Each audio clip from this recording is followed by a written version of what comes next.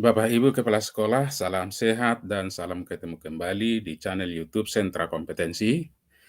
Channel ini secara konsisten dan komitmen membahas seputar kompetensi guru, kepala sekolah, pengawas sekolah dalam lingkup pendidikan dan pembelajaran.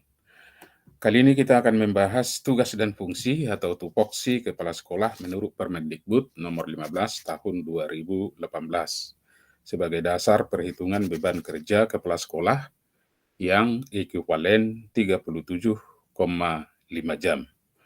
Aturan ini sebenarnya sudah 4 tahun berlaku dan masih berlaku hingga sekarang dengan mengingat kembali tupoksi ini kepala sekolah, calon kepala sekolah maupun kepala sekolah yang baru diangkat akan semakin mudah untuk menyusun program di sekolah dan mengelola sekolah yang dipimpin. Bapak dan Ibu, kita lihat tupoksi kepala sekolah menurut Permendikbud nomor 15 tahun 2018. Yang pertama, tupoksi kepala sekolah itu ada 3 bidang. Yang pertama adalah manajerial, yang kedua tugas dalam bidang kewirausahaan, dan yang ketiga adalah supervisi guru dan tenaga kependidikan. Ini dihitung ekuivalen 37,5 jam. Sekarang kita lihat apa tugas kepala sekolah di bidang manajerial. Bapak dan Ibu yang saya hormati, kepala sekolah, ada 5 tugas manajerial kepala sekolah itu. Yang pertama adalah merencanakan program sekolah. Yang kedua, mengelola standar nasional pendidikan. Ini ada 8 standar. Tentu saja sekarang itu sudah ada perubahan dengan PP nomor 57, namun secara substansi 8 standar itu masih menjadi tupoksi kepala sekolah dalam mengelolanya.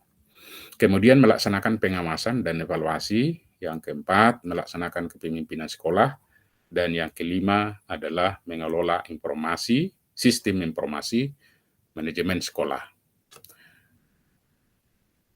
Ini dikerjakan setiap tahunnya, dan kepala sekolah itu membuat laporan yang terdiri dari laporan adanya program sekolah, kemudian laporan pelaksanaan pengelolaan standar nasional pendidikan, kemudian laporan hasil pengawasan dan evaluasi, laporan kepemimpinan sekolah dalam 1 tahun, laporan pengelolaan sistem informasi manajemen sekolah. Mari kita lihat satu persatu apa tugas kepala sekolah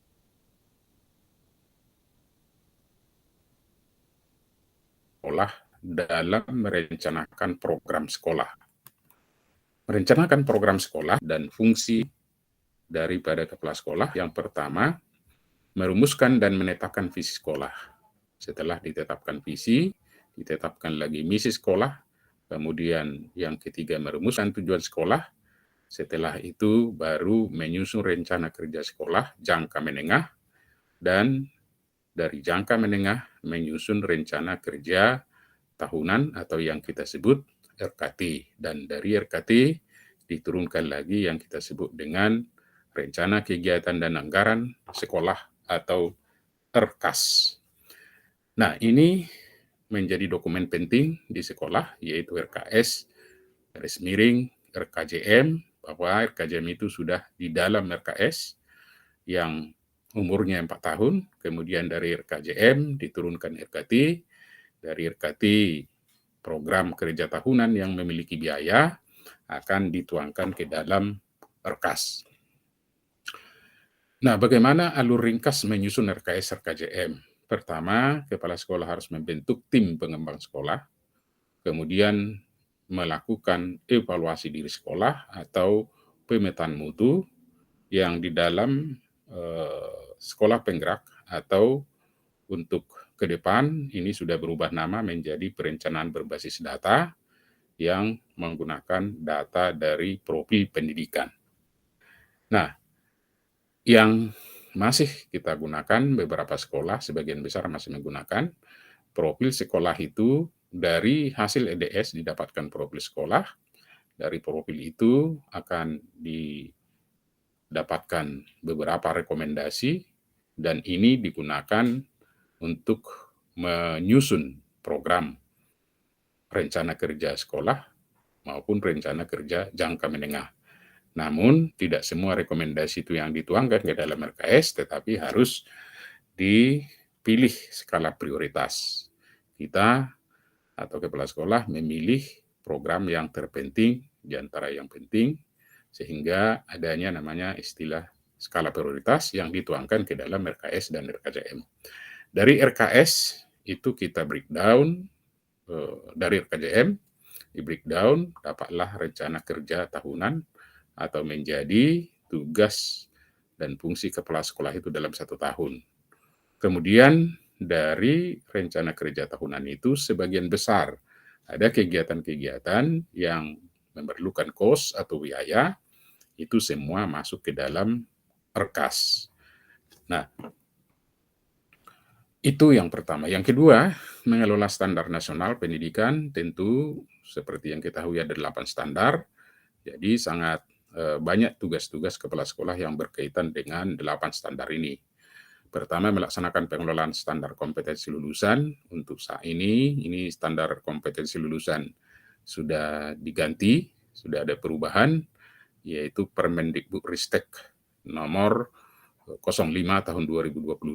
Begitu juga melaksanakan pengelolaan standar isi yang dituangkan, yang terbaru itu adalah Permendikbudristek nomor 5 tahun 2022. Kemudian melaksanakan pengelolaan standar proses, ini masih kita gunakan standar proses Permendikbud nomor 16 nomor 22 tahun 2016. Kemudian melaksanakan pengelolaan standar penilaian, melaksanakan pengelolaan standar pendidik dan tenaga kependidikan, melaksanakan pengelolaan standar sarana dan prasarana, melaksanakan pengelolaan standar pengelolaan, dan melaksanakan pengelolaan standar pembiayaan. Jadi 8 standar itu menjadi tupoksi kepala sekolah dalam mengelola standar nasional. Kemudian pengelolaan dari 8 standar itu setiap tahunnya dibuat laporan pelaksanaan pengelolaan standar nasional pendidikan. Mari kita lihat satu persatu standar kompetensi lulusan. Walaupun Permendikbudnya sudah berubah, tapi substansi apa yang dikerjakan masih itu berlaku. Pertama, melaksanakan penguatan PPK atau penguatan pendidikan karakter yang bersikap religius, melaksanakan penguatan PPK yang bersikap sosial. Kemudian melaksanakan gerakan literasi sekolah atau GLS, melaksanakan kegiatan kesiswaan, meningkatkan mutu kompetensi lulusan, kemudian memfasilitasi peserta didik untuk memiliki keterampilan berpikir dan bertindak kreatif, inovatif, kritis, mandiri, kolaboratif, dan komunikatif melalui pengalaman. Tentu tugas ini akan disesuaikan dengan standar kompetensi lulusan yang terbaru. Tetapi secara substansi, tugas-tugas ini masih sinkron di dalam pengelolaan sekolah. Kemudian untuk melaksanakan ini, sekolah hendaknya membentuk tim gerakan literasi sekolah dan yang khusus untuk penguatan pendidikan karakter sehingga programnya juga disusun dan dapat dilaksanakan di sekolah. Kemudian yang berkaitan dengan standar isi, mengembangkan perangkat pembelajaran, walaupun di dalam sekolah penggerak sekarang perangkat ajar namanya yang terkait dengan modul ajar dan buku paket, tetapi secara umum hanya substansi masih itu juga yang kita kerjakan yang berkaitan dengan perencanaan pembelajaran guru. Kemudian yang kedua memfasilitasi guru menyusun perangkat pembelajaran dan yang ketiga menyusun kurikulum tingkat satuan pendidikan kalau di sekolah penggerak namanya KOSP. Kemudian yang keempat mengembangkan kurikulum sesuai dengan prosedur operasional pengembangan KTSP atau KWSP. Kemudian melaksanakan kurikulum sesuai dengan ketentuan. Ini tugas-tugas di dalam standar isi. Yang ketiga di standar proses ada 12 tugas kepala sekolah itu. Ini lumayan banyak. Yang pertama mengembangkan silabus semua mata pelajaran. Kalau di sekolah penggerak tentunya atau di kurikulum Merdeka, kita akan mengarah mengembangkan modul ajar maupun modul ajar untuk proyek penguatan profil pelajar Pancasila. Kemudian yang kedua, memfasilitasi semua guru untuk mengembangkan RPP atau modul ajar, membimbing guru menyusun RPP atau modul ajar sesuai dengan standar proses. Kemudian keempat, mengalokasikan waktu dan beban belajar sesuai dengan ketentuan. Yang kelima, mengalokasikan waktu dan beban belajar sesuai dengan ketentuan. Dan yang keenam, menyiapkan buku teks pelajaran dalam proses pembelajaran sesuai dengan jumlah peserta didik. Yang ketujuh, membina guru untuk melaksanakan pengelolaan kelas yang baik. Kemudian, menyusun program supervisi akademik, melakukan supervisi program pembelajaran terhadap seluruh guru di setiap tahun. Dan yang ke-10, memantau proses pembelajaran. Ke-11, melaksanakan tindak lanjut hasil supervisi akademik. Kemudian, menyusun laporan hasil supervisi. Memang ke depan ini Bapak dan Ibu Kepala Sekolah akan semakin ada perubahan-perubahan. Misalnya sekarang di dalam kurikulum Merdeka atau yang digunakan sekolah penggerak sudah ada model kompetensi kepala sekolah yang diarahkan kepada kepemimpinan dalam pembelajaran. Kemudian yang berkaitan dengan standar pendidik dan tenaga kependidikan ada 12 tupoksi kepala sekolah. Pertama, memfasilitasi guru memiliki dan meningkatkan kualifikasi akademik minimal sarjana atau S1. Yang kedua, memfasilitasi guru menjadi guru profesional, tentu dengan berbagai pelatihan maupun PKB-nya. Kemudian yang ketiga, memberdayakan guru mengajar sesuai dengan latar pendidikannya. Ini pembagian tugas guru di sekolah. Kemudian memfasilitasi guru untuk menguasai kompetensi yang tinggi melalui berbagai kegiatan. Yang kelima, mengupayakan pemenuhan guru BK di sekolah atau guru kelas di tingkat di jenjang SD. Kemudian mengupayakan pemenuhan guru TIK di sekolahnya. Yang ketujuh, menyiapkan dirinya untuk pemenuhan persyaratan menduduki jabatan sebagai kepala sekolah dengan segala kelengkapannya. Kemudian yang kedelapan, menugaskan kepala tenaga administrasi sekolah memenuhi ketentuan yang berlaku. Dan yang kesembilan, menugaskan tenaga administrasi sesuai dengan kegiatan yang berlaku. Yang kedelapan, menugaskan kepala perpustakaan memenuhi memenuhi ketentuan yang berlaku. Dan yang ke-11 adalah menugaskan tenaga perpustakaan sesuai ketentuan yang berlaku. Dan yang ke-12, menugaskan tenaga layanan khusus sesuai dengan kebutuhan. Ini tergolong pembuatan SK atau tupoksi masing-masing perangkat-perangkat atau baik itu guru, kepala perpustakaan, kepala labor, tenaga administrasi, dan lain-lain. Ini semuanya nanti di akhir tahun dilakukan penilaian kinerja pendidik dan tenaga kependidikan. Kemudian yang berkaitan dengan standar sarana dan prasarana ada 12 item yang dimulai dari menyiapkan luas lahan sekolah memenuhi ketentuan, menyiapkan lahan yang memadai untuk sekolah, kemudian mengembangkan luas bangunan sekolah sesuai ketentuan, keempat, membangun gedung sekolah dengan kualitas sesuai dengan ketentuan, yang kelima, membangun gedung sekolah memenuhi syarat kesehatan, yang keenam, melengkapi prasarana sekolah sesuai ketentuan, kemudian yang ketujuh, mengembangkan melengkapi ruang pimpinan sesuai dengan ketentuan, yang ke-9, mengembangkan melengkapi ruang kelas sesuai ketentuan. Dan yang ke-10, mengembangkan melengkapi tempat ibadah sesuai dengan ketentuan. Yang ke-11, mengembangkan melengkapi ruang perpustakaan sesuai dengan ketentuan.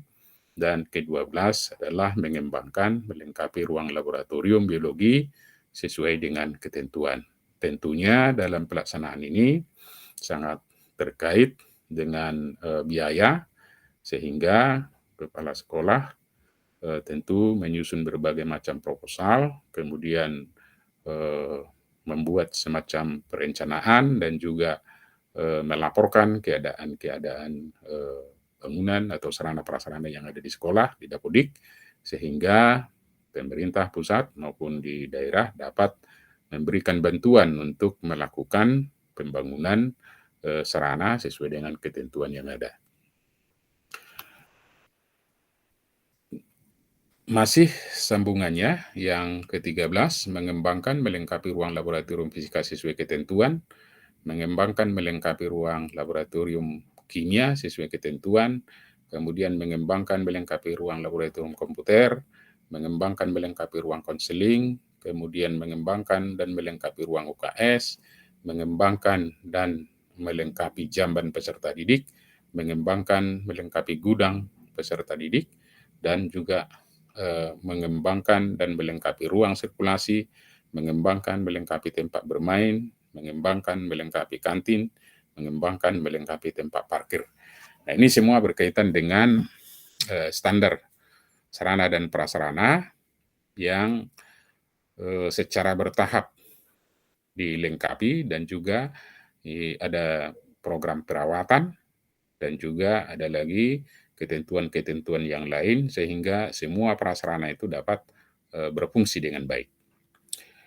Kemudian yang berkaitan dengan standar pengelolaan, itu ada 12 item yang harus dikerjakan oleh kepala sekolah, mulai dari menyusun visi, misi, dan tujuan yang jelas sesuai ketentuan, kemudian merumuskan dan menetapkan rencana kerja jangka menengah (RKJM) dan rencana kerja tahunan (RKT) sesuai ketentuan.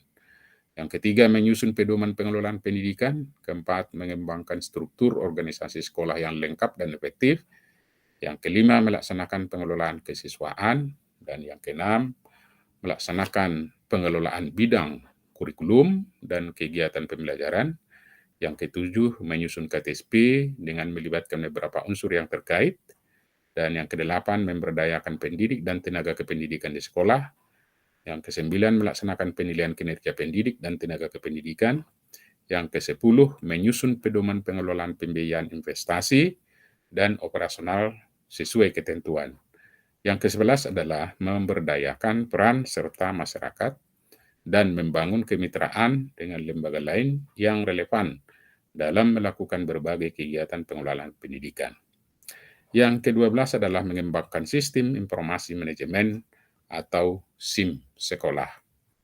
Yang berkaitan dengan standar biaya, ada 16 tupoksi dari kepala sekolah yang diawali dengan mengalokasikan anggaran untuk menyusun untuk investasi sekolah, mengalokasikan anggaran biaya operasional dan non-personalia. Kemudian yang ketiga, membuat dokumen investasi sarana dan prasarana secara lengkap setiap tahun. Yang keempat, membelanjakan biaya untuk mengembangkan pendidik dan tenaga kependidikan di setiap tahun. Yang kelima, membelanjakan modal kerja setiap tahun. Yang keenam, memberikan biaya operasional untuk guru dan tenaga kependidikan. Yang ketujuh, merealisasikan rencana belanja anggaran mengadakan alat tulis setiap tahun. Yang kedelapan, merealisasikan rencana belanja anggaran pengadaan bahan dan alat habis pakai untuk kegiatan pembelajaran. Nah, yang ke-9, merealisasikan rencana biaya, pemeliharaan, dan perbaikan secara berkala sarana maupun prasarana setiap tahun. Ke-10, merealisasikan biaya pengadaan daya dan jasa setiap tahun. Ke-11, merealisasikan biaya transportasi dan perjalanan dinas serta konsumsi setiap tahun. Yang ke-12, merealisasikan biaya pembinaan siswa dan ekstrakurikuler setiap tahun. Ke-13, merealisasikan anggaran untuk pelaporan setiap tahun. Ke-14, mengelola sumbangan pendidikan atau dana dari masyarakat. Yang ke-15, membuat pembukuan keuangan dan akuntabel setiap tahun, termasuk laporan BOS. Kemudian membuat laporan pertanggungjawaban keuangan setiap tahunnya. Nah, inilah tugas-tugas kepala sekolah dalam bidang standar biaya yang tentunya ini harus dibantu oleh wakil maupun bendahara atau pengelola keuangan yang ditunjuk. Yang terkait dengan standar penilaian ada 9 yang harus diperhatikan oleh Bapak dan Ibu sebagai kepala sekolah. Pertama, mengelola penilaian hasil belajar peserta didik sesuai dengan prinsip penilaian. Kemudian, menentukan kriteria ketuntasan minimal atau KKM. seluruh mata pelajaran sesuai dengan ketentuan. Khusus di sekolah penggerak maupun sekolah yang nanti menggunakan kurikulum Merdeka, tentu KKM tidak ada lagi, yang sudah digantikan oleh capaian pembelajaran. Nah, ini nanti bisa kita bahas di pertemuan selanjutnya. Kemudian yang ketiga, menugaskan guru melaksanakan penilaian hasil belajar dengan berbagai teknik penilaian sesuai dengan ketentuan penilaian. Yang keempat, menggunakan hasil penilaian untuk perbaikan pembelajaran. Yang kelima, melaksanakan penilaian pengetahuan dengan berbagai teknik penilaian. Kemudian yang keenam, melaksanakan penilaian keterampilan dengan berbagai teknik kepenilaian. Nah, ini pun yang berkaitan dengan penilaian ini untuk sekolah penggerak maupun di yang menggunakan kurikulum Merdeka, nantinya penilaian yang berkaitan dengan sikap, kemudian pengetahuan dan juga keterampilan itu menjadi disatukan, artinya tidak lagi dipisahkan. Kemudian yang ketujuh, melaksanakan penilaian berbagai tingkatan. Kedelapan, menentukan kelulusan siswa dengan mempertimbangkan berbagai penilaian sesuai dengan ketentuan yang berlaku. Dan yang kesembilan, mengembangkan perencanaan penilaian sesuai dengan prosedur penilaian.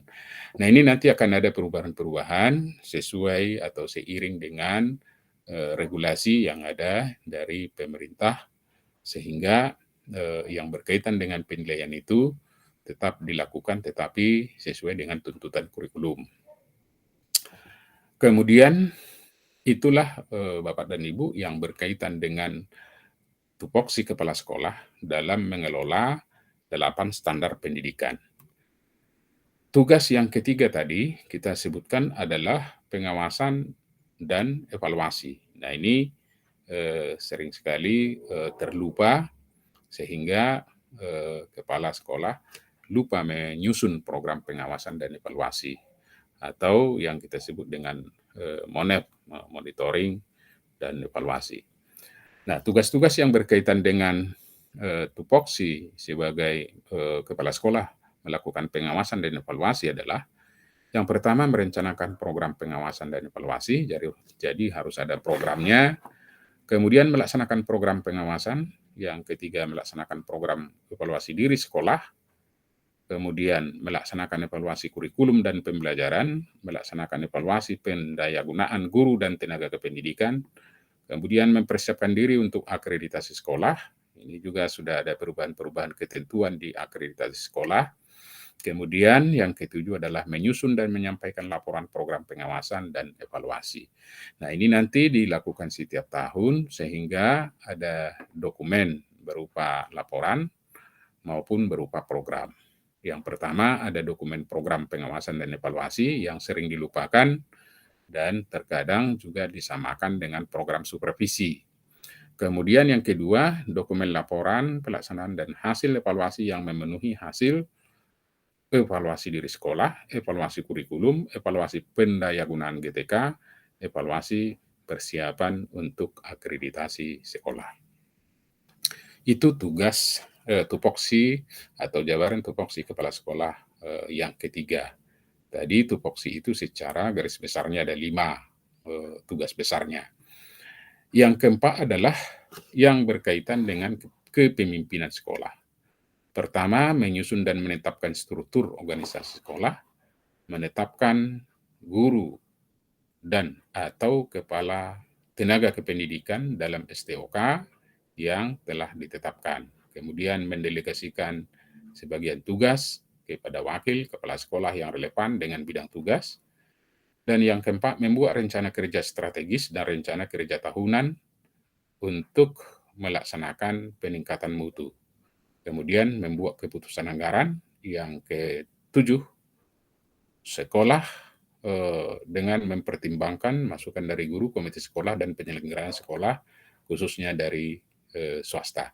Ini Bapak dan Ibu nomor 6, ini sambungannya, membuat keputusan anggaran sekolah dengan mempertimbangkan masukan dari guru, kemudian komite sekolah, dan penyelenggaraan sekolah, khususnya bagi swasta.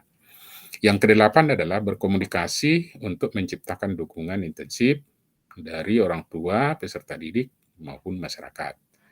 Yang kesembilan, melaksanakan program peningkatan motivasi kerja pendidik dan tenaga kependidikan dengan menggunakan sistem pemberian penghargaan atas prestasi dan sanksi atas pelanggaran peraturan dan kode etik. Kemudian menciptakan lingkungan pembelajaran yang efektif bagi peserta didik, melaksanakan program partisipatif mengenai pelaksanaan kurikulum. Dan yang ke-12 adalah merencanakan, melaksanakan, dan menindaklanjuti program supervisi guru dan tenaga kependidikan. Dan yang ke-13, mengembangkan program keteladanan, sikap dan perilaku yang menjaga nama baik lembaga, profesi, dan juga kedudukan maupun jabatan. Yang ke-14 adalah memfasilitasi pengembangan, penyebarluasan, dan pelaksanaan visi pembelajaran yang dikomunikasikan dengan baik dan didukung oleh komunitas sekolah maupun madrasah. Yang ke-15, melaksanakan program pengembangan lingkungan pembelajaran yang kondusif bagi semua warga sekolah. Dan yang ke-16 adalah menjalin kerjasama dengan orang tua, peserta didik, masyarakat, maupun komite sekolah. Inilah tugas yang keempat dari kepala sekolah berkaitan dengan bidang kepemimpinan sekolah. Nah, yang perlu ada dokumen-dokumen yang berkaitan dengan tugas keempat ini yang bisa dilihat atau dipersiapkan kepala sekolah, adanya STOK sekolah dan kompetensi uraian tugas atau rincian tugas, kemudian pembagian tugas GTK, program peningkatan motivasi dan kinerja guru dan tenaga kependidikan. Kemudian yang keempat, program partisipatif dari orang tua peserta didik, komite maupun masyarakat. Dan yang kelima adalah program penciptaan lingkungan belajar yang efektif. Keenam, program tata tertib siswa, peraturan akademik, dan kode etik guru.